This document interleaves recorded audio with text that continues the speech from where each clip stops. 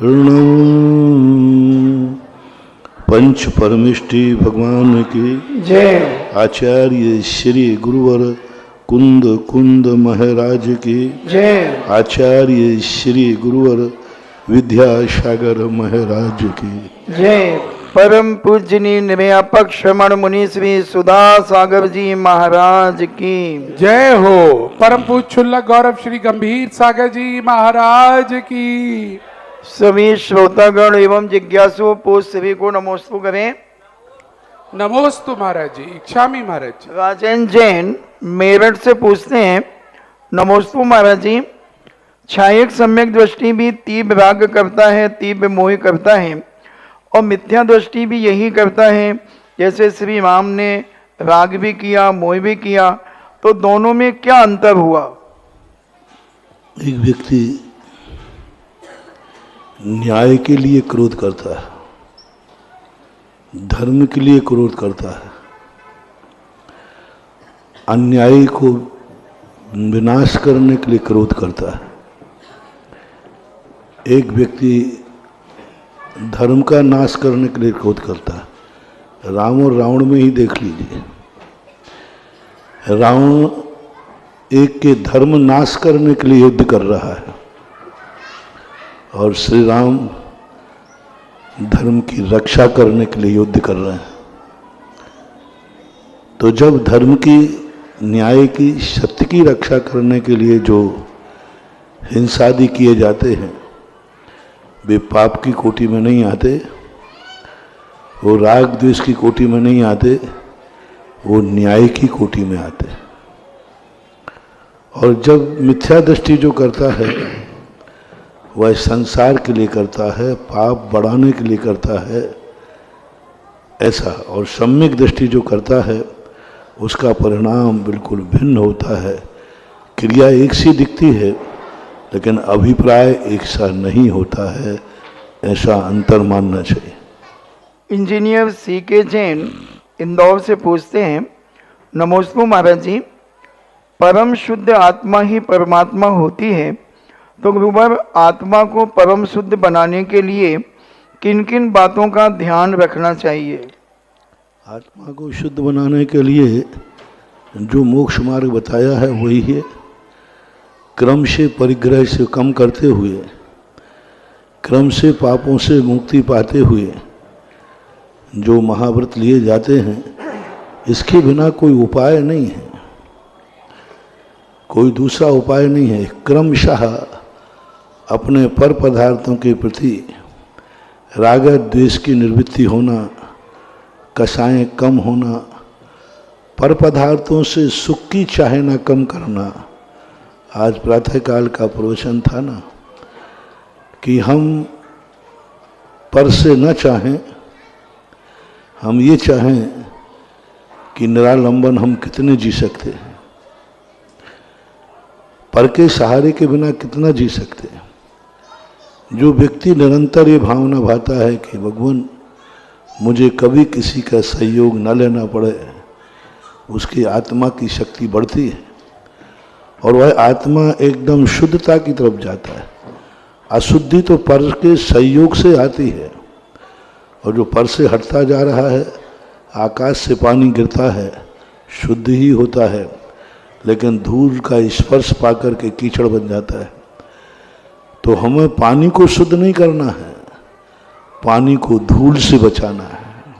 पानी तो शुद्ध है, आकाश से बरसने वाले पानी में कोई टीटीएस नहीं होता, कोई फ्लोराइड नहीं होता, कुछ नहीं होता, वो तो एकदम शुद्ध होता है आकाश का पानी, क्योंकि भाप का पानी है। आकाश का गिरा हुआ पानी इतना शुद्ध होता है, भाप का पानी है, वो भाप बन के उड़ा, वो ठंडा होके बरस रहा है। डॉक्टर लोग भी कहते हैं कि बाष्प का पानी सबसे ज़्यादा शुद्ध होता है, तो ये तो भाप का पानी है, लेकिन बस नीचे आकर के इसी प्रकार हमारी आत्मा की त्रिकालिक शुद्ध शक्ति बैठी हुई है। जो पर धूली से जो संपर्क हो रहा है, पर पदार्थों से संपर्क हो रहा है, यदि उस पानी को हम आकाश में रोक लें, पानी गंदा नहीं होगा। धूल से बचाओ, और हमारे यहाँ धूल है, पर पदार्थ, पर से सुख चाहना ही धूल है। और हमने कहा ना, जब जब हम पर से सुख चाहते हमारी शक्ति घटती है, हमारा बिल बनता है, खर्चा होता है, हमारी पूंजी घटती है नियम से। जब जब हम पर से सुख चाहते हैं हमारी पूंजी घटेगी, बिल बनेगा। हम चाहते हैं कि हम लाइट में पड़ रहे हैं, हमारा बिल बन रहा है। हमारी नेत्र शक्ति कमजोर हो रही है, हमारा दर्शनावरणी कर्म बढ़ रहा है, क्योंकि हम बिजली के आश्रित हैं। और इसलिए तीर्थंकर वगैरह जो हैं बिजली का सहारा नहीं लेते, वे कुछ पढ़ते ही नहीं हैं, वे आँख बंद करके ध्यान करते हैं, उनकी शक्ति बढ़ती है। तो हमेशा ये ध्यान रखना, पर का आलम्बन जब भी हम लेंगे तब कहीं ना कहीं से हमारी शक्ति घटेगी। और वह शक्ति जब घटती है, ज़्यादा आलम्बन ले लेते हैं, हम शून्य हो जाते हैं। और जितना जितना हमारा भाव आवे कि मुझे पर का आलम्बन नहीं लेना पड़े, कम से कम वैचारिक क्रांति तो लाओ। प्रवचनों का मुख्य उद्देश्य यह नहीं है कि तुम कितना कर पाओगे, प्रवचनों का मुख्य उद्देश्य है कम से कम वैचारिक क्रांति तो आए कि ये गलत है कि सही है। सबसे बड़ी चीज जैन दर्शन ने कहा, इनको त्यागी बनाना तुम्हारा काम नहीं है, इनकी दृष्टि बदल दो, त्याग इनके ऊपर छोड़ दो, त्याग संयम सब इनके ऊपर छोड़ दो, इनका मात्र दृष्टिकोण बदल दो, मात्र लक्ष्य इनका बदल जाए, फिर आगे बढ़ने के लिए ज़्यादा प्रयास करने की जरूरत नहीं। वैचारिक क्रांति आना चाहिए। विचारों में यदि हमारा भाव आ गया मन में कि नहीं, मैं वो जिंदगी चाहता हूँ जहाँ मुझे पर का सहारा नहीं लगा, मैं ऐसा जीना चाहता हूँ जहाँ रोटी की जरूरत नहीं पड़े। विचार तो करो, कौन तुम्हारी रोटियाँ छीन रहा है? कौन छीन रहा है? रोटियाँ खाओ ना, लेकिन कम से कम खाते समय ये तो विचार करो कि वो जिंदगी कब होगी जब बिना रोटी पानी के भी हम जी सकेंगे, बिना रोटी पानी के हम जी सकेंगे। ऐसा मन में भाव आना। उपवास क्या है? यही तो है कि साधक उपवास करता है ये देखने के लिए कि मैं 24 घंटे बिना अन्न जल के जी सकता हूँ, और जब 24 घंटे जीता हूँ तो आगे भी यही कला आ जाए। तो ऐसी जो अपने अंदर वैचारिक है, यही मोटिवेशन है महानुभाव। मोटिवेशन का अर्थ ही है वैचारिक क्रांति विचारों में, और वैचारिक क्रांति आ गई तो मन के हारे हार हैं और मन के जीते जीत। स्वाति जैन बांसवाड़ा से पूछती हैं, नमस्ते महाराज जी, हम नए ग्रंथ का स्वाध्याय कब से शुरू, किस दिन से शुरू करना चाहिए और समाप्त किस दिन में करना चाहिए? स्वाध्याय के लिए सबसे अच्छे दिन माने गए हैं बुधवार, गुरुवार और शुक्रवार। इन 3 दिनों में प्रातःकाल स्वाध्याय प्रारंभ किया जा सकता है। समापन के लिए 2 दिन सबसे अच्छे माने गए हैं, शनिवार और मंगलवार। इन 2 दिन के लिए अपना स्वाध्याय को समाप्त करना चाहिए सामान्यतः, और बाकी फिर कभी भी करो तो कोई बात नहीं। ऐसा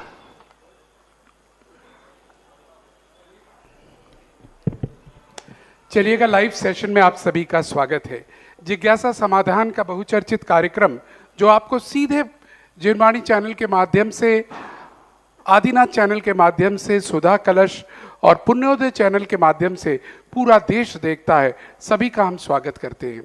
आज प्रातःकाल मोटिवेशनल पूज्य गुरुदेव के पास एक कॉरपोरेटर मोटिवेशनल स्पीकर आए, डॉक्टर उज्जवल पाटनी। और जैसा भी गुरुदेव कह रहे थे कि मोटिवेशन देने का अर्थ वैचारिक क्रांति है, और वो वैचारिक क्रांति ही आगे कार्य करती है। और डॉक्टर उज्जवल पाटनी ने भी अपनी वैचारिक क्रांति से पूज्य गुरुदेव के नाम के अंग्रेजी वर्णमाला में डालकर अपना वैचारिक क्रांति करने का प्रयास किया, और हमें भी बड़ा अच्छा लगा क्योंकि हमारे आज बहुत सारे श्रोता और जुड़ गए। एक बार बताना चाहेंगे, SUDHA सुधा, अंग्रेजी में उन्होंने कहा S पर स्पिरिचुअल, U पर अपग्रेडेशन, D पर ड्रीम्स और H पर हेल्प और ए का मतलब एप्टीट्यूड, यानी स्पिरिचुअल का मतलब उन्होंने बताया। जब भी गुरुदेव का नाम याद रखें और पहला शब्द एस याद आए तो याद आए ध्यान करना है, मनन करना है, पूजन करना है। ये एस है, स्पिरिचुअल हमें होना है। जैसे ही आगे के स्पेलिंग यू लिखे गुरुदेव की, तुरंत याद आए, अपने आप को इंप्रूव करते जाए। आज अगर हमारे पास 6 डाला हमने सीखी है, कल तत्वार्थ सूत्र सीखेंगे, तत्वार्थ सूत्र सीख लिया है, द्रव्य संग्रह सीखेंगे, अपग्रेड करते चले, धीरे धीरे अपग्रेड करेंगे तो जीवन में आगे बढ़ते चले जाएंगे।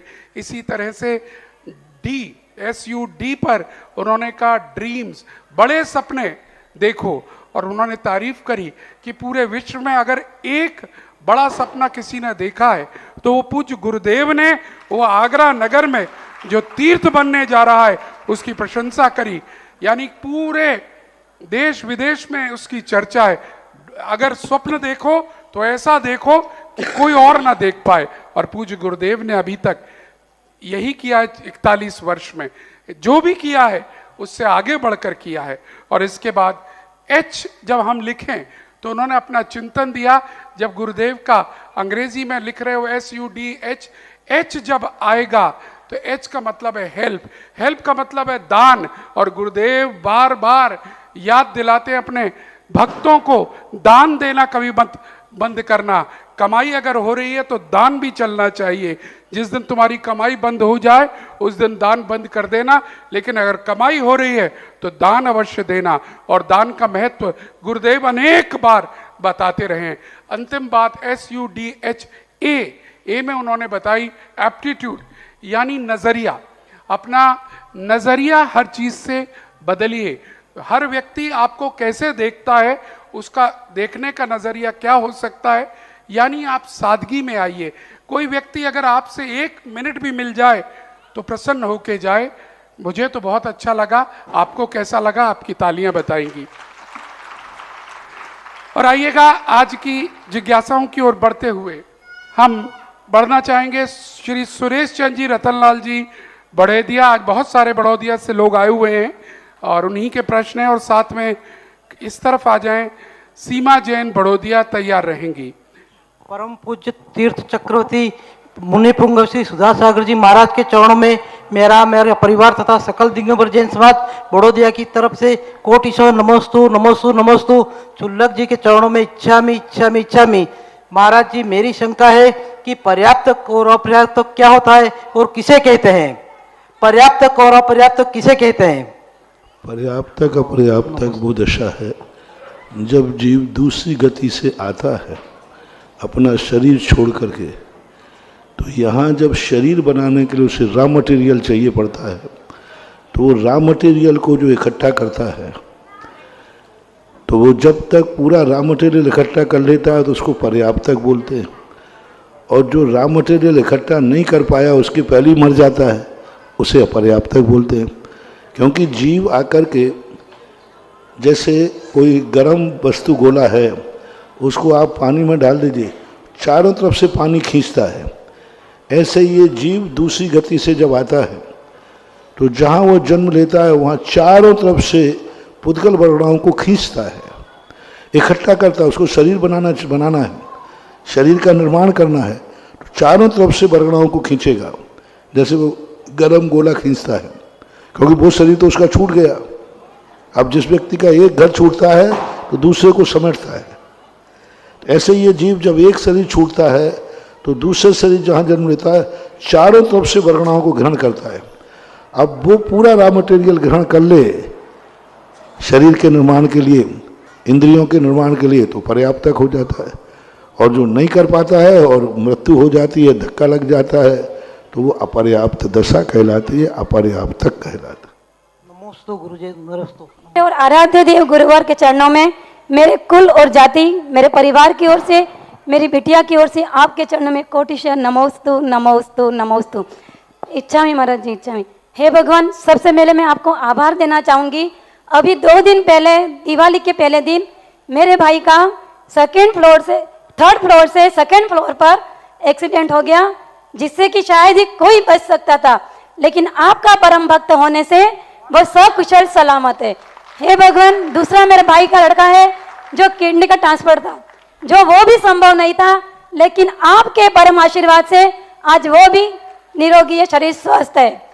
हे भगवान, यहाँ से इस पांडाल से जो भी मोटिवेट दिया, मैंने 20 साल से उसका प्रयोग किया। मैं आज इतनी ऊंचाइयों पे हूँ। आज मैंने भक्ति कलश लिया है। आगामी चतुर्मास बड़ोदिया में मैं भंगा कलश लेने की भावना रखती हूँ। इसी क्रम में आगे बढ़ते हुए मैंने अपने परिवार में आपको जो अच्छा लगे पूरा कार्य तन मन धन से किया। चाहे बच्चों को अभिषेक भेजना हो, चाहे उनको रात्रि भोजन त्याग करवाना हो, दिन में शादी, दिन में भोजन, बहुत पसीना आया उसमें मुझे, लेकिन मैंने दिल जान से वो काम भी किया। अब यहाँ तक तो मैं आ गई। अब मैं ये भावना बाती हूँ, ये सब मेरी जिम्मेदारी थी। अब परिवार बड़ा है, अब मैं कर्तव्य कैसे निभाऊं, ये मेरा आपसे सादर प्रश्न है। अब तक तो निभाया है, आगे भी निभाते रहो। लेकिन कर्तव्य और जिम्मेदारी में क्या फर्क है? कैसे उनको फोर्स कर सकते हैं क्या? बच्चों को तुम ये मत। परिस्थितियां जो होती हैं उनके लिए कोई मार्ग नहीं होता, क्योंकि परिस्थितियां जब आती हैं तो अनेक मोड़ होते हैं उसमें। उन मोड़ों को इतनी कुशलता से निकालें जिससे हमारे परिणाम में आकुल व्याकुल ना हो पाए और वो मोड़ भी पार हो जाए, उन घाटियों में भी पार हो जाए। गृहस्थी एक ऐसी, गृहस्थी बसाते समय ज़्यादा कठिन नहीं होती है, लेकिन बसने के बाद बहुत कठिन हो जाती है। बसाते समय तो कुछ ज़्यादा नहीं है, कुछ ज़्यादा नहीं करना है, लेकिन बसने के बाद जो कठिनाई होती है उससे बहुत कुशलता से ही निकलना चाहिए। ऐसी दशा में अति दौड़ भी मत लगाओ और अति रुको भी मत। जैसा मौका मिले आगे बढ़ते चलो, और जहाँ रुकना पड़े थोड़ा ठहर जाओ, फिर आगे बढ़ो। यही गृहस्थी का उसूल है। नमोस्तु भगवान, नमोस्तु भगवान, नमोस्तु भगवान। पूज्य आर्यका भाग्यवती माता जी से अनुरोध करूंगा अपना प्रश्न, क्योंकि कल माता जी जा रही हैं यहाँ से, तो आज भाव थे कि एक बार। नमोस्तु महाराज श्री। महाराज श्री, तत्वार सिद्धानम सम्यक दर्शनम, आत्मा के शुद्ध स्वरूप पर सिद्धांत करना सम्यक दर्शन। महाराज श्री, एक बात बताइए, ज्योतिर्लोय पन्नति में लिखा है कि सम्यक दर्शन से जो छूट जाए मिथ्यात्व तो ही निगोद का कारण है और कोई नहीं। तो महाराज, अग्रीत मिथ्यात्व जो हमारा आत्मा के शरीर से एक है कि कोई शरीर में वेदना होती है, कुछ परिवर्तन होता है, तो उस समय हमें समता भाव और साम्य भाव, शांत भाव, जैसे ये कह रही थी कि महाराज जी सब ठीक हो गया, तो वो मेरे को हो सकता है क्या? मैं अग्रीत मिथ्यात्व, आपका आशीर्वाद हो, प्रभाव हो कि मैं कोई भी परिवर्तन हो शरीर में और शांत और साम्य भाव में लीन रहूं, ये चाहती हूँ मैं। एकत्व भाव होना और ममत्व भाव होने में अंतर है। यदि कोई व्यक्ति शारीरिक वेदना से पीड़ित है तो ये ममत्व भाव है, एकत्व भाव नहीं है। एकत्व भाव में अघृत मिथ्या दृष्टि होता है। एकत्व भाव जो है वह निकोध आदि का कारण होता है। त्यागी वृत्तियों को जो कष्ट होता है वो एकत्व भाव नहीं है, वो ममत्व भाव है। शरीर के प्रति जो ममत्व भाव जागता है, अब उसमें भी ममत्व भाव में भी यदि अभिप्राय ये है कि मेरा शरीर बिगड़ जाएगा तो फिर हमारा कैसे साधना होगी, समाधि ले नहीं पाऊंगा। यदि मैंने ज़्यादा खींच लिया शरीर को और शरीर टूट गया, बिगड़ गया, कुछ हो गया, तो फिर मेरी मुनि व्रत का क्या होगा, मेरी आरिका व्रत का क्या होगा, फिर मैं कैसे सामायिक करूँगी, कैसे क्या होगा, फिर तो मेरी दशा कौन संभालेगा मुझे। ये जो सम्यक दृष्टि को विकल्प आ रहा है कि मैं बहुत अति अलग, बहुत अच्छा कर लूँ, बहुत तप कर लूँ, लेकिन कल के दिन यदि शरीर टूट गया तो फिर कौन मेरी सेवा करेगा, कौन क्या करेगा। दानी व्यक्ति दान दे, सम्यक दृष्टि जानता है कि धन वो सब कुछ दान देना चाहता है, लेकिन वो नहीं देगा। मैंने सब कुछ दान दे दिया तो कल मेरे लिए कौन सहयोग देगा। कमाने की स्थिति रहेगी नहीं, वृद्ध अवस्था है और सब कुछ मैंने बच्चों को दे दिया, दान दे दिया, तो मेरी क्या है, तो वो कुछ बचा लेता है। सब लोग कहते हैं अब तुम बुढ़ापे में आ गए और सब छोड़ दो। बोले नहीं, सब नहीं छोड़ूंगा, क्योंकि मुझे मालूम है कि हम धीरे धीरे अपाहिज होते जाएंगे और कल बेटे ने साथ नहीं दिया तो फिर मेरा क्या होगा? तो वो एकत्व बुद्धि नहीं है, वो ममत्व बुद्धि है और मजबूरी है। तो जो त्यागी वृत्तियों का शरीर के प्रति राग भाव जागता है तकलीफ होने में, इस राग भाव को अगृहित मिथ्यात्व नहीं है, एकत्व बुद्धि नहीं है, ये ममत्व बुद्धि है। और ममत्व बुद्धि छठे गुण स्थान तक मुनिराज आदि को जाती है। ममत्व बुद्धि नहीं जागे तो आहार को क्यों जाए? आहार को जाना बता रहा है कि मेरा शरीर के प्रति ममत्व भाव है। तो ये ममत्व बुद्धि के कारण से तीर्थंकर भी आहार को जाते हैं, ममत्व बुद्धि के कारण से। अब उस ममत्व बुद्धि को हम अपनी शक्ति के अनुसार कम करने का प्रयास करते हैं, लेकिन वो मिथ्यात्व नहीं है, क्योंकि एकत्व बुद्धि नहीं है। शरीर और आत्मा को एक माने, देह जीव को एक गिने, परमात्म तत् बहिरात्म तत्व मुधा है। देह जीव को एक गिने, बहिरात्म तत्व मुधा है। वो मूर्ख है, बहिरात्मा है। इसलिए जो कष्ट होते हैं ये चारित्र मोहिनी कर्म के उदय से होते हैं। इस कष्ट के लिए मिथ्यात्व नहीं समझना, और इससे कोई हानि होने वाली नहीं है। बस जितना सहन होता है उतना करो, अति भी नहीं करना। एक दिन अति करने से दूसरे दिन हम कुछ भी नहीं कर पाएंगे। तो आज मैंने बहुत अति कर दी सब तरफ से, और कल कर सब कुछ खत्म हो गया। तो हमारे आचार्य महाराज ने ये कहा है, अति कर्कश आचरण मां भूतो। ऐसा अच्छा आचरण भी मत करो कि एक दिन कर पाओ, दूसरे दिन कुछ भी नहीं कर पाओ। अच्छा ये है कि मध्यम आचरण से पूरी जिंदगी भर अच्छा आचरण करते रहो, ये श्रेष्ठ है। एक दिन उत्कृष्ट आचरण करने की अपेक्षा मध्यम आचरण में पूरी जिंदगी गुजारना ज्यादा श्रेष्ठ है। इसलिए इससे कोई बाधा नहीं होती। सम्यक दृष्टि को भी कष्ट होता है, उसका वो निवारण भी करता है। अर्चित जैन सागर तैयार हो जाए, आ जाए। और इसके बाद तैयार रहे बिमला जैन, जयंतीलाल जैन।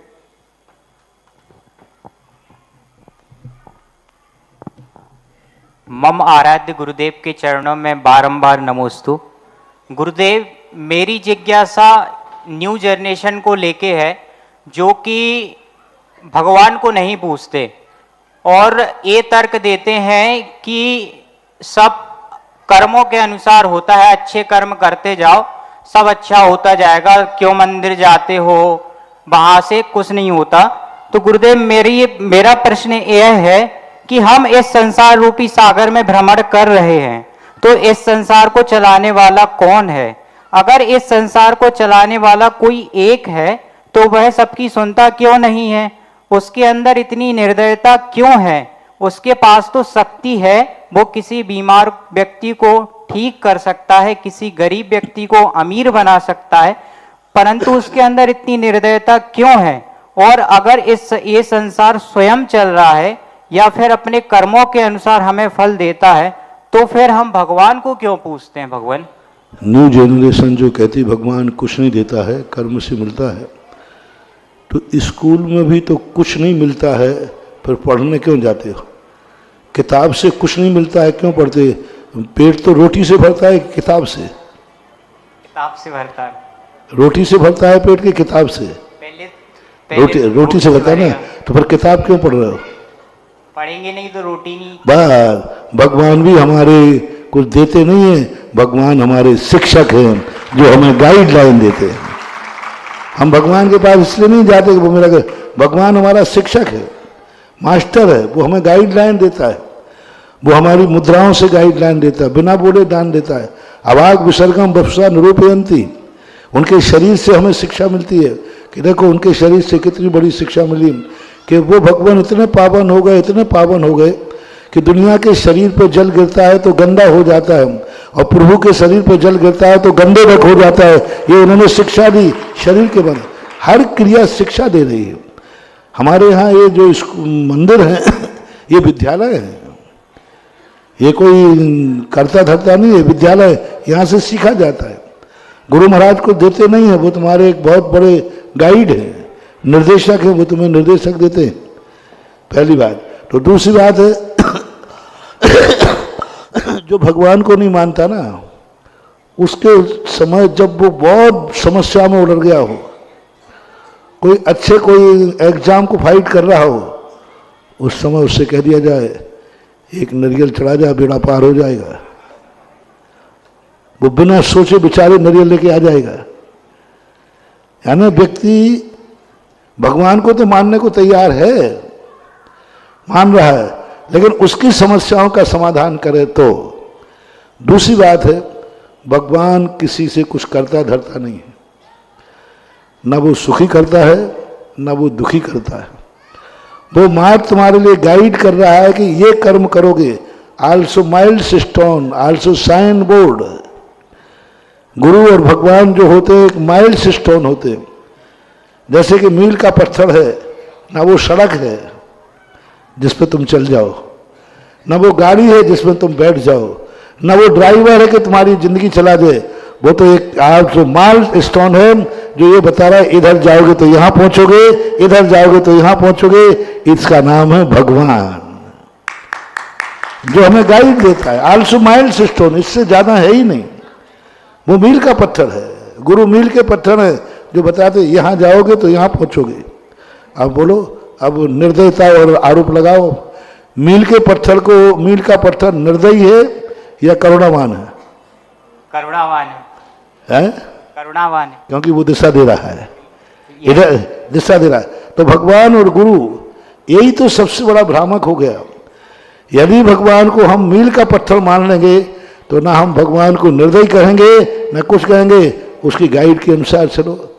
दूसरी बात है, मान लो एक पॉइंट पर भगवान सबको कुछ करता धरता है, तो इतना निर्दयी हो गया ये तुमने तो कह दिया, लेकिन कितने लोगों को सुखी कर रहा है ये थैंक्स और कह दो।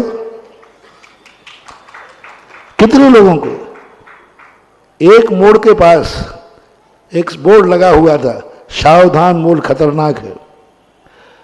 मेरे सामने वहां से 10-25 गाड़ी निकल गई सही कुशल से, मैं भी वही था। मुझे मोड़ ने कहा, बाबा जी देखो मेरे साथ कितना अन्याय हो रहा है। क्या लगा? ये मोड़ खतरनाक है। महीने में, साल भर में एक आध गाड़ी का एक्सीडेंट होता है और लाखों गाड़ी सकुशल निकाल रहे। सकुशल गाड़ी मेरी छाती पे से निकल रही, उस थैंक्स का एक भी बोर्ड नहीं है। साल भर में एक एक्सीडेंट हो गया, उसका बोर्ड लगा दिया, बोर्ड खतरनाक है। बोलो, मोड़ के ऊपर सकुशल ज्यादा निकलते हैं कि एक्सीडेंट ज्यादा होते हैं? सकुशल ज्यादा निकल, लाखों ने, लेकिन बोर्ड किसका लगता है? सावधान। वाह, आपने भी भगवान को बोर्ड लगा दिया। लाखों करोड़ों को मेहरबान है, उसका बोर्ड नहीं लगाया। एक को नहीं दे पा रहा है तो कहना भगवान इतना निर्दयी क्यों है?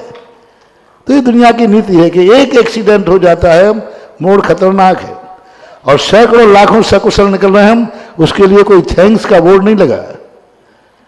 तो हमें भी यही सोचना चाहिए कि गार्जियन जब हमें सुख देता है तब हम थैंक्स नहीं कह पाते, तब हम आभार नहीं मान पाते, तब ये नहीं कह पाते कि हे भगवान तू कितना उपकारी है। यदि मान लो है भी तो, कि सारी दुनिया को तूने जीने के लिए हवा बना दी, तो कितना उपकारी है कि सारी दुनिया को पीने के लिए पानी बरसा दिया, तो कितना उपकारी है कि सारी दुनिया को जमीन में से फसल उगा दी, तो कितना उपकारी है कि गर्मी में सूर्य का प्रकाश निकालता है। अपकार गिनाओ और उपकार गिनाओ प्रभु के, तुम्हारी जिंदगी में गिना लेना महानुभाव, कि यदि भगवान ही करता है तो तुम्हें अच्छाइयां कितनी दी हैं, सुख कितने दिए हैं कि दुख कितने दिए। बोलो, इस दुनिया में जितनी सामग्रियां हैं, सुख देने वाली कि दुख देने वाली? सुख देने वाली ज्यादा है। तो फिर थैंक्स कहो ना एक बार, कि प्रभु को थैंक्स कहो। तो यही बात है, ऐसी बात नहीं है।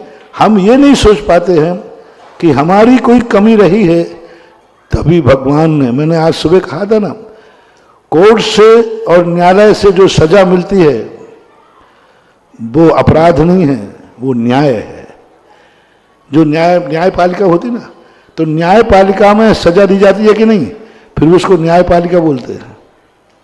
सजा को न्यायपालिका बोलते हैं। सजा को जेल दिया जा रहा है, जेल भेजा है, फांसी दी जा रही है। बोलो, मजिस्ट्रेट जब फांसी दे रहा है, जेल भेज रहा है, तो निर्दयी है कि न्यायाधीश है? न्यायाधीश है मेरे। तो फांसी चढ़ा रहा है, वो तो उसको जेल भेज रहा है। उसको कह रहा है कि सामुकस्सत, क्या बोलते उसको, सामुशक्कत इसको सजा दी जाए, बामुशक्कत, यानी कठोर से कठोर कारावास दिया जाए। तो ये न्यायालय का, न्यायाधीश का कठोरता है, निर्दयता है, जब वो कह रहा है इसको बामुशक्कत, कठोर से कठोर 7 साल की, 10 साल की, 20 साल की सजा दी जाए। जब ये वो लिख रहा है वो निर्दयी है कि ये न्याय है? न्याय है मेरे। बस आज से प्रभु को बोलो न्याय है, चाहे वो कितना भी दुख क्यों ना दे रहा हो। यदि प्रभु की तरफ से दुख मानते हो तो हर चीज को दुख ना मान करके न्याय मानो, क्योंकि प्रभु न्यायाधीश है, वो अपराधी को दंड देगा। मैं अपराधी हूं इसलिए उसने दंड दिया है, वो निर्दयी नहीं है, वो तो न्यायाधीश है, मान्यवर माननीय न्यायाधीश है। यदि मानते हो कर्तृत्ववाद को तो दोनों तरफ समझने की देरी है, मोटिवेशन की देरी है। नमोस्तु मेरे श्री। बहुत बहुत धन्यवाद अर्चित, बहुत सुंदर प्रश्न पूछा। अक्सर घर में बच्चे ये पूछते हैं, लेकिन इतना सुंदर उत्तर मिला है आज यहाँ पर कि अब हम जवाब दे पाएंगे अपने बच्चों को। एक मंदिर को विद्यालय का स्वरूप माना और भगवान को शिक्षक का या माइलस्टोन का स्वरूप मानकर पूज्य श्री ने जो एग्जाम्पल यहाँ पर दिया है वो सिद्ध करता है भगवान कितना हमें देता है। ये बहुत बढ़िया प्रश्न और बहुत सुंदर उत्तर, सबको ये रिकॉर्ड करके रख लेना चाहिए। और अब बारी है आर्ची जैन भगवा। विमला जी का रहे हो गया? हाँ विमला जी पहले। परम पूज्य निरापक श्रवण मुनिकुंज श्री 108 सुधा सागर जी महाराज जी को मेरा परिवार और पूरा महिला मंडल का 3 बार नमोस्तु नमोस्तु नमोस्तु। हे भगवान, मेरा प्रश्न है, जब भगवान तीर्थंकर को केवल ज्ञान हो जाता है तो 5000 धनुष ऊपर जाते हैं, और जब योग निरोध हो जाता है, समोषण विघटित हो जाता है, तो वो अधर्म ही मोक्ष होता है कि जमीन से होता है? अगर अधर्म में से होता है तो महावीर भगवान को पावापुरी के पद्म सरोवर के बीच में क्यों बताया? वो शंका। भगवान केवल ज्ञान के बाद 5000 धनुष ऊपर चले जाते हैं, फिर वो कभी नीचे नहीं आते, ऊपर ही रहते। समोषण की रचना भी ऊपर होती है, ऊपर भी उनको गगन विहारी कहा जाता है, और वो योग निरोध भी ऊपर ही करते हैं।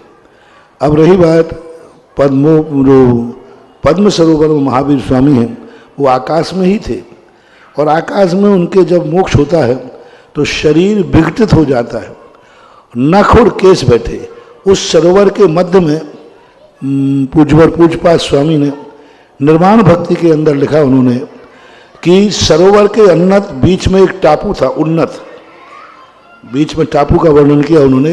उन्नत प्रदेश था, उस उन्नत प्रदेश के ऊपर खड़े हुए, बहुत बड़ा तालाब था, बीच में एक टापू था, टापू के ठीक ऊपर खड़े हुए, और जहाँ उनको खड़े हुए उनके नख केश जहाँ गिरे उसको सिद्ध भूमि घोषित कर दिया गया।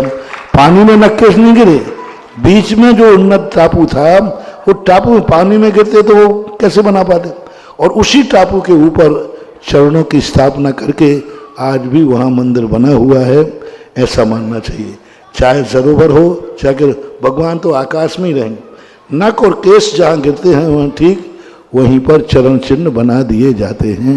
ये व्यवस्था भगवान के मोक्ष जाने के समय की है। नमस्ते। बहुत ही सुंदर जानकारी यहाँ पर मिली। परसों ही अपन ने यहाँ भगवान का मोक्ष कल्याणक मनाया, और वो दृश्य हमने सोचा था, देखा था, लेकिन आज क्लियर हो रही है वो पिक्चर कि वो कैसे टापू पर नख और केश गिरे होंगे और किस तरह से। हाँ, आपका आर्ची जी भगवा से। मम आराध्य गुरुदेव के चरणों में बारंबार नमोस्तु नमोस्तु नमोस्तु। गुरुजी, मैं संत श्री सुधासागर बालिका छात्रावास से हूँ।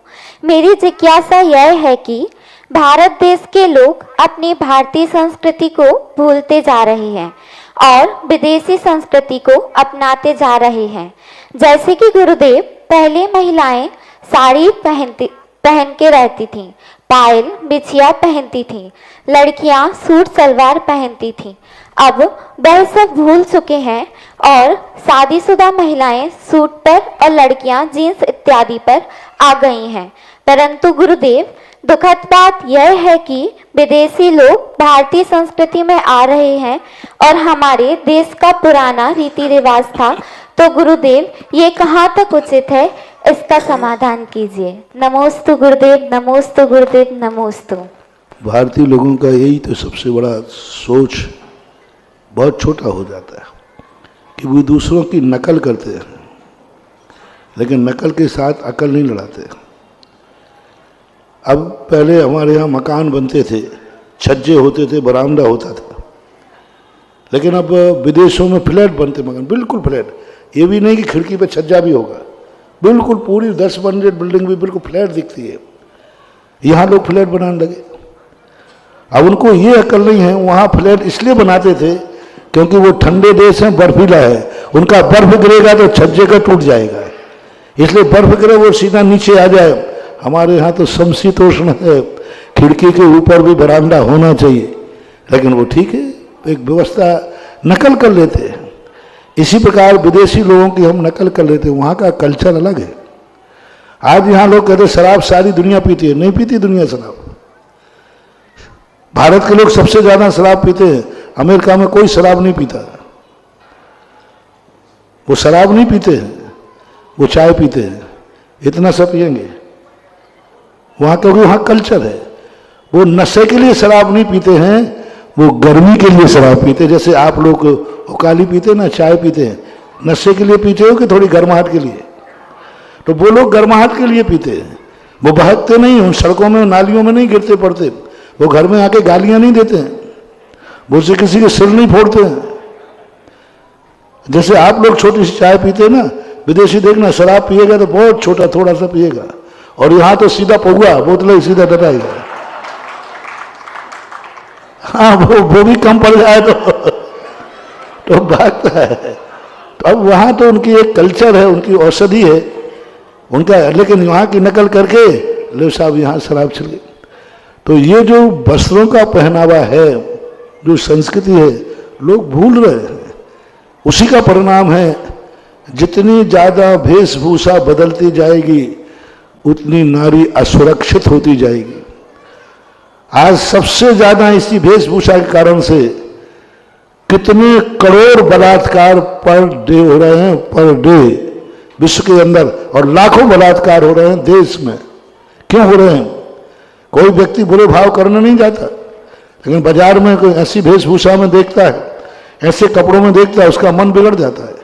और मन जब बिगड़ जाता है तो वो अपने मन को काबू नहीं कर पाता। कोई मुनि महाराज नहीं है, कोई संयमी नहीं है कि वो अपनी आंख झुका ले, ग्रस्त असंयमी है। 50% पुरुषों की नियत स्त्री की वेशभूषा देख करके बिगड़ती है। 50% कह रहा हूं, 50% वेशभूषा।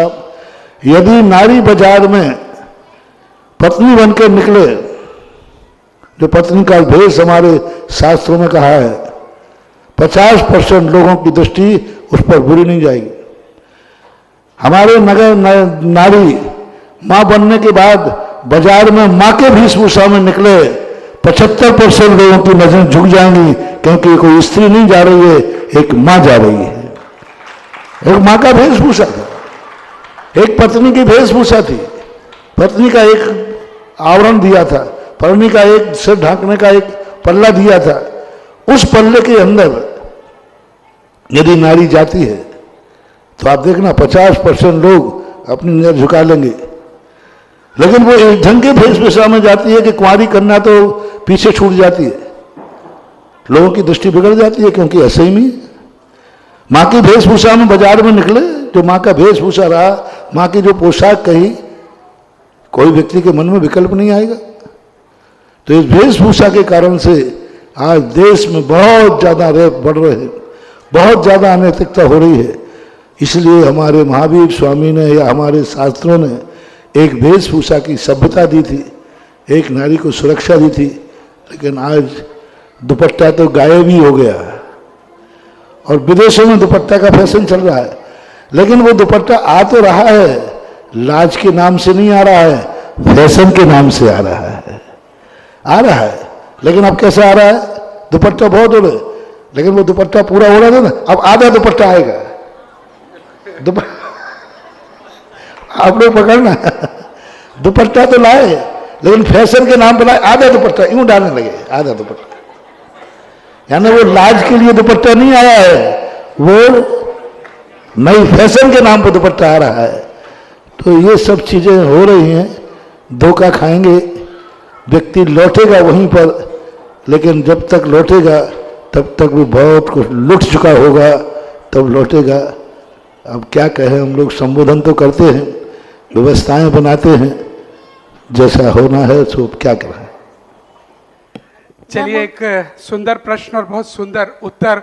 और पूज्य श्री, एक फोटो अखबार में आ रही है आज के में, ब्रिटिश प्राइम मिनिस्टर जो भारतीय मूल के हैं इस वक्त, ऋषि सुनक उनका नाम है, और उनकी धर्मपत्नी अक्षता मूर्ति वो वहाँ पर हैं, ब्रिटेन में रहती हैं, और प्रधानमंत्री का घर उनका है। लेकिन कल की जो फोटो उनकी आ रही है, जो बिटिया ने कहा, जो उनकी पत्नी है ऐसे ही चुन्नी डालकर और वो दोनों आरती उतार रहे हैं वहाँ पर, ये दृश्य सबको दिखाकर बताया जा रहा है कि देखो, लंदन का प्रधानमंत्री, ब्रिटिश का प्रधानमंत्री कर सकता है, हमारी बहन बेटियां ये क्यों नहीं कर सकती हैं। जो आपकी बात थी और जो पूज्य श्री बताना चाह रहे हैं। और पूज्य श्री हर पढ़े लिखे को देखकर जब कुछ अच्छी बात देखते हैं तो इंगित करते हैं। आज जब प्रातः मोटिवेशनल स्पीकर आए जो कहते हैं कि हम इंटरनेशनल पूरे विश्व में घूमते हैं, और जब उन्होंने बताया कि मैं महावीर जी अपना 50वां जन्म दिवस मनाने गया था, तुरंत महाराज जी ने चेक किया, बस आपने हमारे मतलब की बात कह दी। आज के युवाओं को ये मोटिवेशन लेना चाहिए कि अपना जन्मदिन कहीं पर होटलों में नहीं, ऐसे तीर्थ क्षेत्र और गुरु के पास में मनाना चाहिए। पूज्य गुरुदेव इसी तरह की बातें अपन को समझाने का प्रयास कर रहे हैं। मुकेश जैन बड़ौदिया, आ जाइएगा। गुरुदेव, मेरे आराध्य गुरुदेव के चरणों में त्रिबार नमोस्तु नमोस्तु नमोस्तु। गुरुदेव, मेरे साथ एक सबसे बड़ी एक खुशी की बात है और घटना ये हुई कि मैं अभी 8 दिन पहले आया आपके दर्शन के लिए, और ये मेरा मित्र था, उसको मैंने बोला कि चल गुरुजी के पास दर्शन करने, तो मेरा ऑपरेशन करवाना है ऐसा, और आपके वहां दर्शन करके वापस गया तो डॉक्टर को बताया ऑपरेशन पथरी निकल गई। क्या बात है, सही बात। बिना ऑपरेशन के पथरी निकल गई, और पिछले 17 साल से गुरुदेव आपके साथ से जुड़ा हुआ हूं, और आज दिन तक मुझे भी कोई समस्या नहीं आई। जब भी कोई समस्या आई आपका नाम लिया, वो बेड़ा पार हो गया। बस एक ही विनती है, ऐसा हमारे साथ अतिशय हो जाए, हमारा बड़ौदिया की प्रतिष्ठा हो जाए, यही भावना बातें। ऐसा क्या करें कि हमारा और पुण्य बढ़ जावे और हमारे गांव की प्रतिष्ठा अच्छे से सादर संपन्न हो जाए, यही प्रश्न है, और आपके सामने दूसरा कोई प्रश्न हो ही नहीं सकता। बस जहाँ तक तुमने पथरी की बात कही, मैं तो 24 घंटे एक ही भावना पाता हूँ कि हे भगवान, संसार के सारे डॉक्टर बेरोजगार हो जाए। पर महाराज, उनके बेरोजगार का पुण्य पाप किसको लगेगा? फिर उनको रोजगार देने की जिम्मेदारी मेरी होगी। मेरे पास बहुत सिस्टम है जिनको पहले संसार निरामय तो हो, निरोग हो। डॉक्टर बनना कोई गर्व की बात नहीं है, डॉक्टर बनना एक मजबूरी है। दवाई लेना गर्व की बात नहीं है, दवाई लेना एक मजबूरी है, समस्या का समाधान है। अच्छा है, मैं तो कहता हूँ धर्म के नाम पर, भगवान के नाम पर, गुरुओं के नाम से यदि भी, मैं तो भावना भी भाता रहता हूँ कि भगवान ऐसी ताकत, ऐसी साधना दो कि जिस रोगी को देखूं वही रोगी ठीक हो जाए। जय हो, जय हो, जय हो। जिस रोगी को आपके गंधोदक का स्पर्श हो। मैं तो भक्तांबर पढ़ते समय कहते भगवान, मुझे ना तो मैं भक्तांबर जानता हूं क्योंकि इतनी गहराई मेरे में नहीं है, और ना मैं आदिनाथ को जानता हूं, और ना आदिनाथ को समझता हूं। वो तो आप लोगों ने समझा दिया, इसलिए मुझे समझ में आ गया। मैं तो आपके बहुत बड़ी, मैं आदिनाथ को समझते नहीं, मैं क्या पता, जैसा शास्त्र में लगा के आदिनाथ हुए मान लिया है, ठीक है। और भक्तांबर की गहराई में क्या समझूं? मैं तो आपको समझता हूं कि आप सत्य महाव्रती थे। आपके सत्य महाव्रत पर मुझे विश्वास है कि आपने जो कहा वह होगा, उद्भूत भीषण जलोधर भार बुगना सोच्यान दशा मुपगता सुत जीवता सा तदपाद पंकज रजो मृत दिग्ध देहा मृत्या भवंति मकर ध्वज। किन्होंने लिखा है? एक सप्त महाव्रती ने लिखा है। बस उनके सप्त महाव्रत पर विश्वास करो और आगे बढ़ो। आज भी चमत्कार है, समस्या का समाधान है, हो जाएगा। विरोधय बड़ोदिया वो सब प्रतीक्षा में है। गुरुदेव जल्दी से हमारे वागड़ की तरफ प्रस्थान करो, यही भावना है। कुछ चीजें ऐसी होती हैं जो अंदर तो रहती हैं, बाहर निकालने में कहने में खतरा हो जाता है, क्योंकि ये सब चीजें साधु हवाओं के समान है। हवा किस समय कहाँ मुड़ जाए, हवाएं मुड़ने के बाद ये नहीं सोचना चाहिए कि हवा लौट के नहीं आएगी। हवा लौटने लग जाए तो ये मत सोचना चाहिए अब आ ही गई, क्योंकि उसके पलटने का कोई समय। इसी प्रकार साधु के भी जाने का और पलटने का कोई नियत भरोसा नहीं। आगरा वाले ये ना सोचें कि महाराज तो अभी आगरा में है। लो लो लो लो, सुबह हुआ, किसी को मालूम नहीं है महाराज तो अभी हैं। आचार्य ने कहा पिछी परिवर्तन, अभी 8 बजे परिवर्तन, फिर पिछी परिवर्तन 1:30 बजे बिहार। ये है साधु का बिहार। सबको मालूम था अभी छत्र महाराज तो निष्ठापन के दो, कल परसों ही तो हुआ था, 2 दिन हुआ। अभी कम से कम पंचमी तो निकालेंगे, थोड़े दिन तो कम से कम निकालेंगे। तुरंत सुबह कहा 8 बजे पिछी परिवर्तन हुआ, 1:30 बजे बिहार हो गया। हवाओं का कोई भरोसा नहीं, इसलिए साधु को न साधु को छोड़ करके हताश हो और न साधु के ऊपर विश्वास करो। बस अपनी लगन में, अपने संकल्प में अपना इरादा बुलंद रखो, फिर हवाओं के लिए अपने आए होंगे। पड़े रहो दरबार में धक्का धनी के खाओ, एक दिन ऐसा आएगा स्वयं धनी बन जाओ। साधु हवा के समान है और आजकल आगरा में तो हवाएं बातें कर रही हैं। हवाओं में बातें सुनने में आ रही हैं कि उत्तर की तरफ जाएंगे या दक्षिण की तरफ या पश्चिम की तरफ या पूरब की तरफ। लोग बैठकर दिन भर धूप तापने की जगह यह चर्चा कर रहे हैं किस तरफ जाएंगी। बातें हवा में है, देखना है कब कहां कैसे होगा, आगे सब दिखाई पड़ेगा हम सबको। और आइएगा श्रीमती प्रमिला जी जैन जबलपुर अपनी जिज्ञासा को रखेंगी और उसके बाद तैयार रहेंगे अमित जी छाबड़ा सीकर।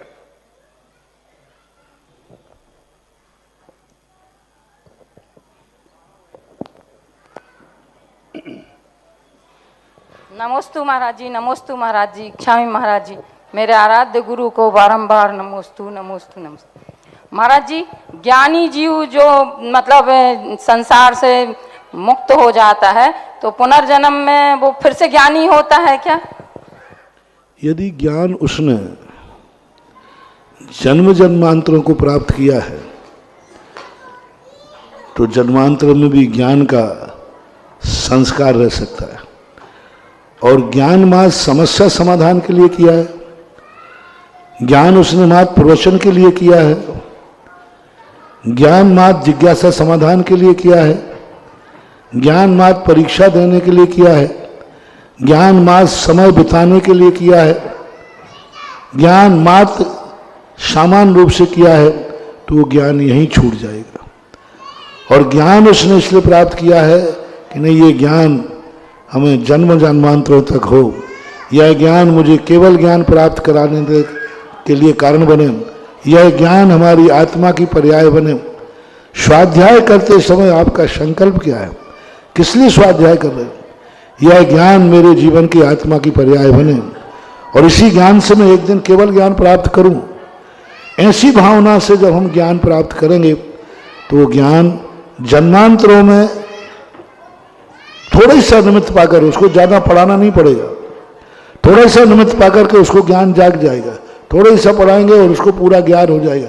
एक बार पढ़ेगा पूरा ज्ञान हो जाएगा। जो प्रकृति का प्रोसेस है वो तो रहेगा, क्योंकि जन्म के बाद हम द्रव्य शुद्ध भूल जाते हैं।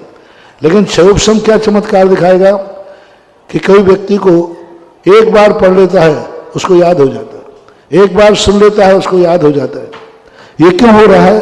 सभी एक ही क्लास में पढ़ रहे हैं। इसका कारण है पूर्व भाव में उसने जो ज्ञान प्राप्त किया है वो यूज एंड थ्रो नहीं है, किसी पर्पज से नहीं, आत्म साधना के लिए किया है। वो ज्ञान अगले भाव में क्षयोपशम के रूप में हमारा सहयोग करता है। और हमने किसी यूज के लिए किया है तो अपना यूज काम हुआ, थ्रू खत्म हो जाता है, ऐसा माना जाए। अमित जैन छाबड़ा सीकर, उसके बाद तैयार रहे रमेश जी जैन खांदू कॉलोनी। मेरे आराध्य गुरु श्री सुधा सागर जी महाराज के चरणों में 3 बार नमोस्तु नमोस्तु नमोस्तु। महाराज श्री, आदमी जब नियम की तरफ बढ़ता है, कुछ धर्म के प्रति जब आस्था बढ़ती है तो आदमी सोचता है कि कुछ नियम भी पालन किए जाएं। उस नियम की श्रृंखला में अगर अपने कुछ माला के जाप के कुछ नियम ले लेते हैं, कुछ शारीरिक पीड़ा आने की वजह से या कुछ एक्सीडेंट या किसी घटना की वजह से अगर वो बीच में रह जाती है, फिर आदमी अपने ही दिमाग से लगा के कुछ सोचता है कि हम प्रायश्चित ले लें और उसको प्रायश्चित करने के लिए डबल बार कर लेता है, तो वो प्रायश्चित माना जाएगा या वो नियम भंग माना जाएगा? वो शंका का समाधान चाहता हूँ। दो बात है इसमें। उसने वो नियम किस पर्पज से तोड़ा है? टूटा है मजबूरी में, परिस्थितियों में, और या फिर शौक से, एलर्जी से, घृणा से, अनादर से। यदि उपेक्षा करके तोड़ा है, अनादर से तोड़ा है, तो भ्रष्ट की कोठी में आएगा, भंग की कोठी में आएगा। और यदि उसने मजबूरी में किया है, परिस्थिति जन्य किया है, तो वह भंग की कोठी में नहीं आएगा, वो सप्लीमेंट्री की कोठी में आएगा। एक फेल होता है, एक सप्लीमेंट्री होती है, एक पास होता है। पास तो नहीं हुआ वो, लेकिन सप्लीमेंट्री वाला क्या करता है, उसको एक मौका, तो उसी पेपर में रहना पड़ता है कि सभी पेपर में। सप्लीमेंट्री होल्डर जो होते हैं उसी पेपर को देते हैं कि पूरे एग्जाम को, उसी पेपर को, क्योंकि उसको सप्लीमेंट्री आई है। और फेल वाले को पूरे पेपर फिर से देना पड़ते हैं। तो हमारे यहाँ नियम के 2 रूप हैं। उस नियम में आपको सप्लीमेंट्री आई है, उस व्रत में आपको सप्लीमेंट्री आई है, क्योंकि आप मजबूर थे, उसके बिना कोई रास्ता नहीं था। तो आपका वो व्रत भ्रष्ट की कोटि में नहीं आएगा, आपको उसी का एग्जाम दे करके और आपको पास हो जाओगे। और यदि आपने पूरा भंग किया है, शौक से, मौज से चला करके भंग किया है, तो वो फेल की कोटि में आएगा। आपको पुनः नए सिरे से शुरू करना पड़ेगा। और निर्णय आपके ऊपर है कि नियम सप्लीमेंट्री दूं या फिर पुनः दूं, वो निर्णय आप खुद कर लेना। फॉर्मूला बता दिया गया है हम सबके लिए। फॉर्मूला कैसे, अगर टूटा है तो क्यों, कैसे और क्या करना है। चलिए रमेश जी जैन खांदू कॉलोनी, और उसके बाद तैयार रहे नीलू जैन गुना।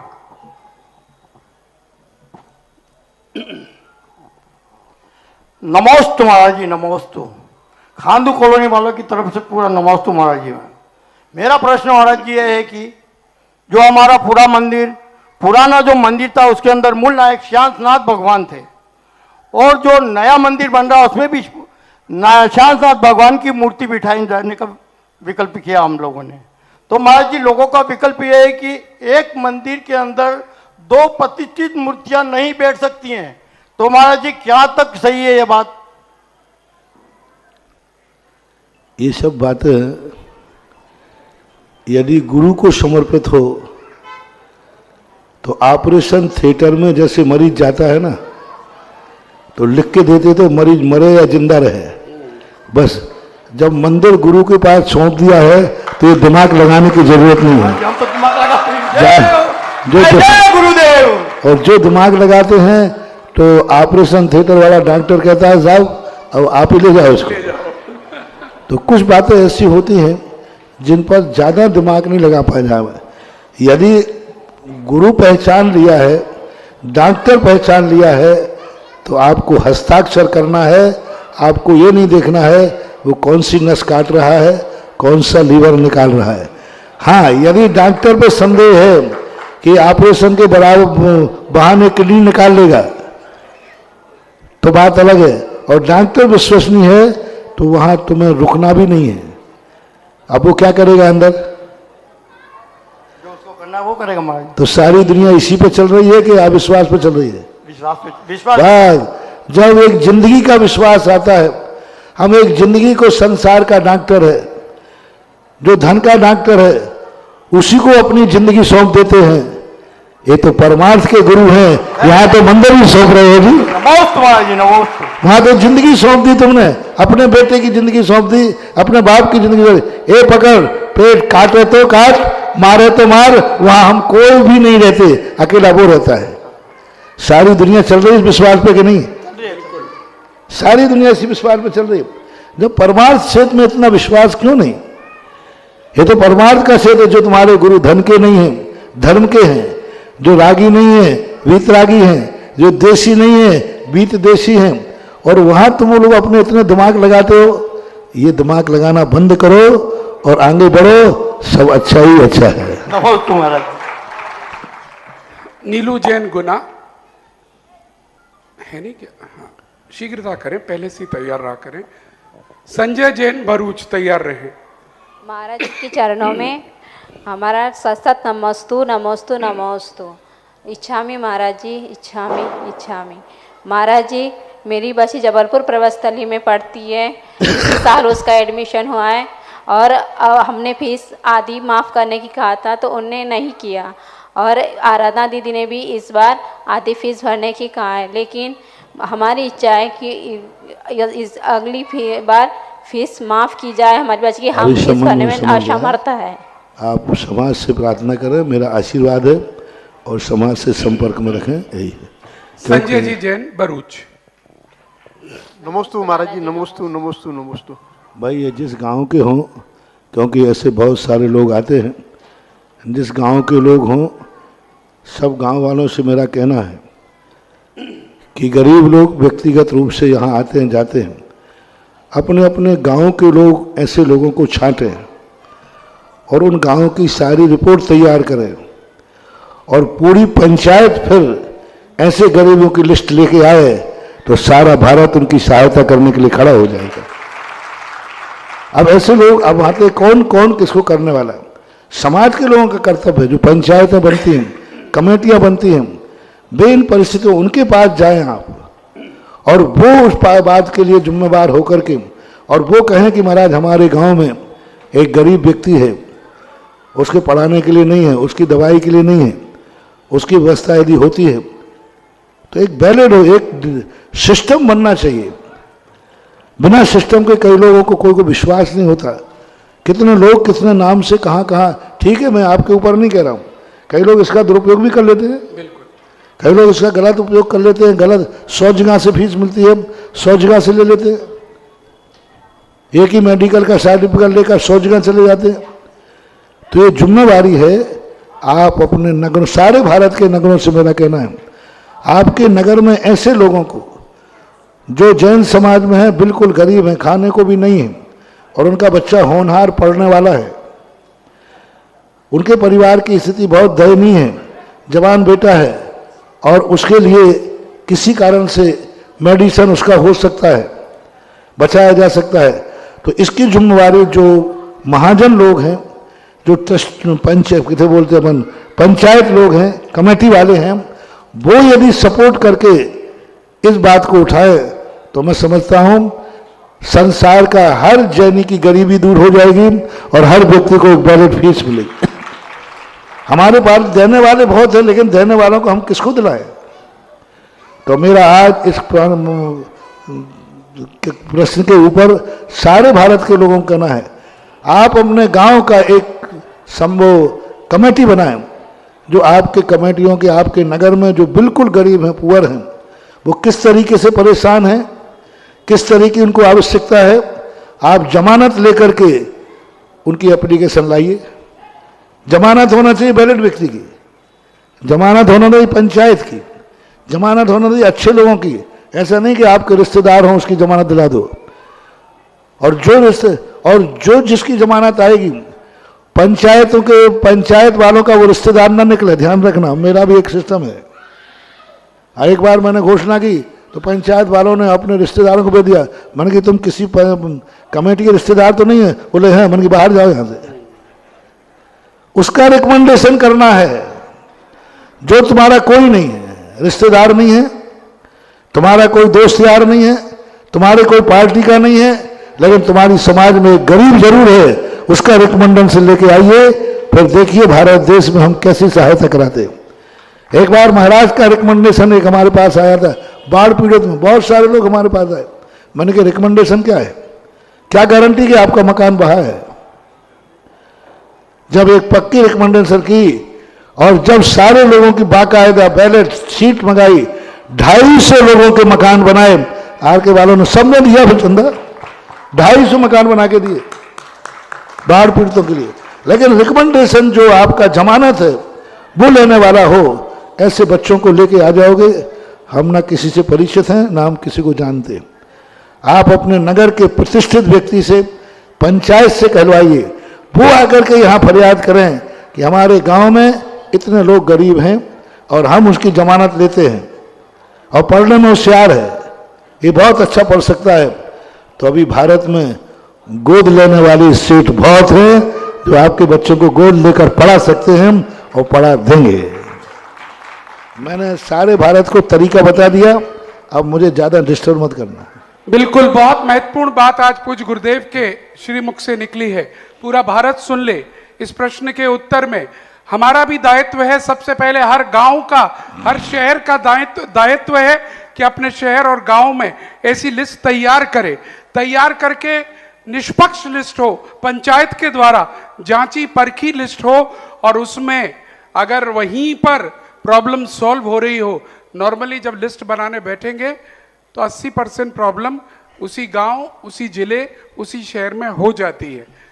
जो पूज्य श्री कह रहे हैं, अविश्वसनीयता की वजह से कोई हेल्प करने को तैयार नहीं है। अगर पंचायत सामने आती है, जिम्मेदारी लेती है, तो ये काम हो सकते हैं। और उसके बाद गुरुदेव तो अपनी भी जिम्मेदारी ले रहे हैं। अगर वो पंचायत नहीं कर पा रही है तो रिकमेंड करिए ऊपर। पूज्य गुरुदेव के पास भारत भर में भक्त हैं जो कहीं ना कहीं किसी ना किसी का करेंगे, लेकिन पक्का केस होना चाहिए। बहुत सुंदर, जरा तालियां बजा दीजिएगा। मुझे बड़ा प्रसन्नता होती है जब जिज्ञासा समाधान के माध्यम से वाकई समाज के समाधान भी कुछ निकलते हैं। चलिए संजय जी भरूच।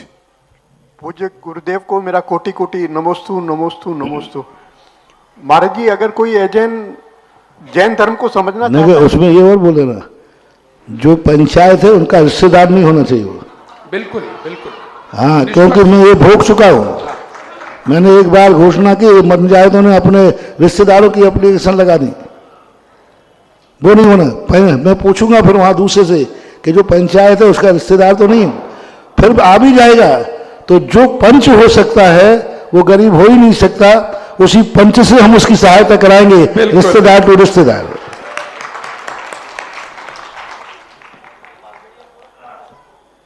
जी संजय जी। पूज्य गुरुदेव को मेरा नमोस्तु नमोस्तु नमोस्तु। महाराज जी, कोई एजेंट जैन धर्म को समझना चाहता है तो उसको क्या पढ़ने के लिए देना चाहिए?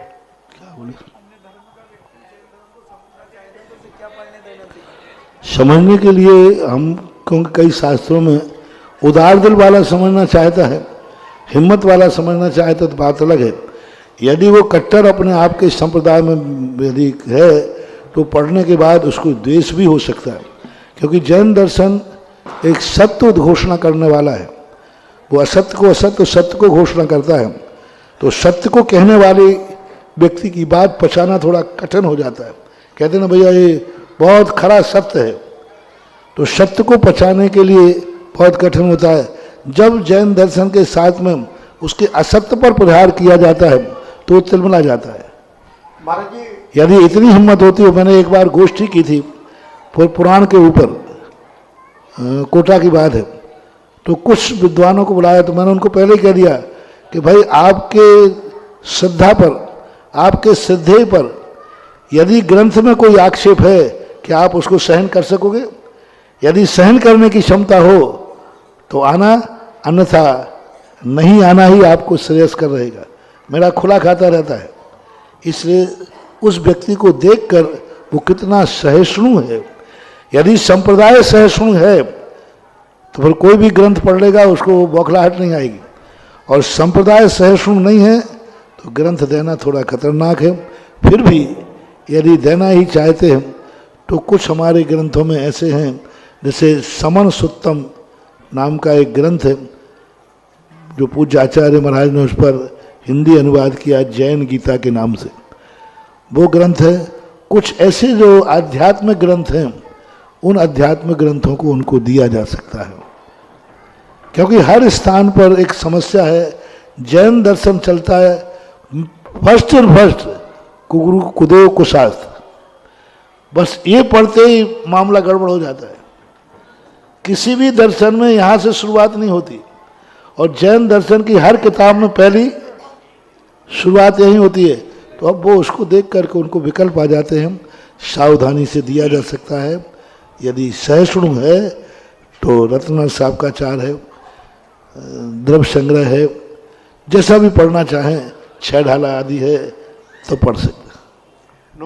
महाराज जी, इस संदर्भ में अजमेर आपके चातुर्मास में हमने आपके दर्शन किए थे और ऐसे ही प्रश्न पूछा था। आपने मानव धर्म करके पंडित भूरामल जी शास्त्री की एक पुस्तक हमें दी थी, गजब की पुस्तक।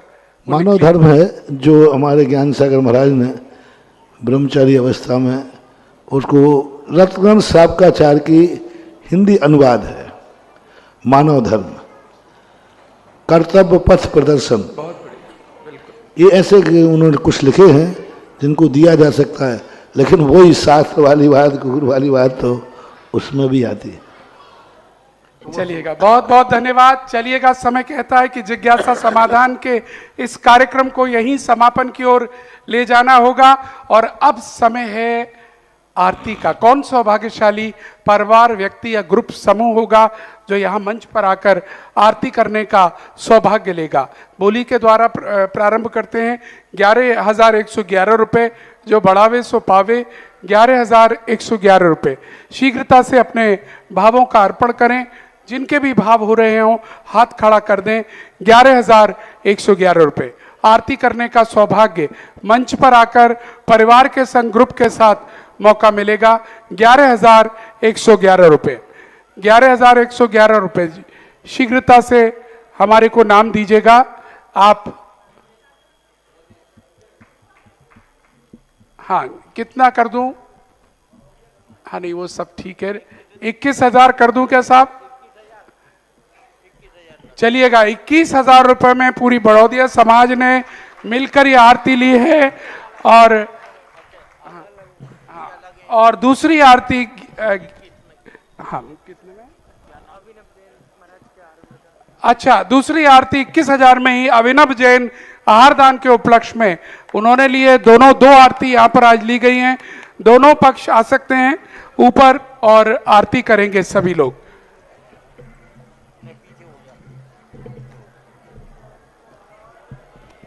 हाँ, अभिनव जी आप भी आगे चले जाएं, क्योंकि दूसरा ग्रुप बहुत, हाँ आप पीछे रह जाएंगे, आप थोड़ा आगे बढ़ जाए। अभिनव जी आगे बढ़ जाएं, आप थोड़ा सा जाओ आप साथ में।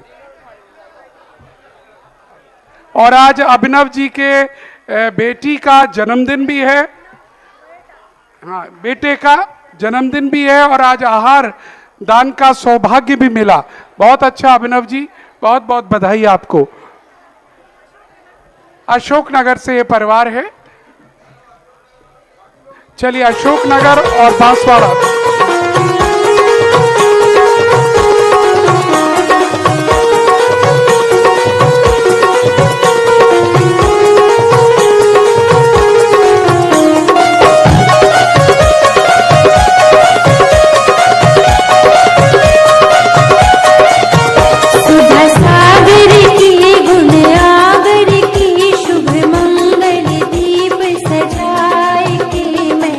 आज उतारूं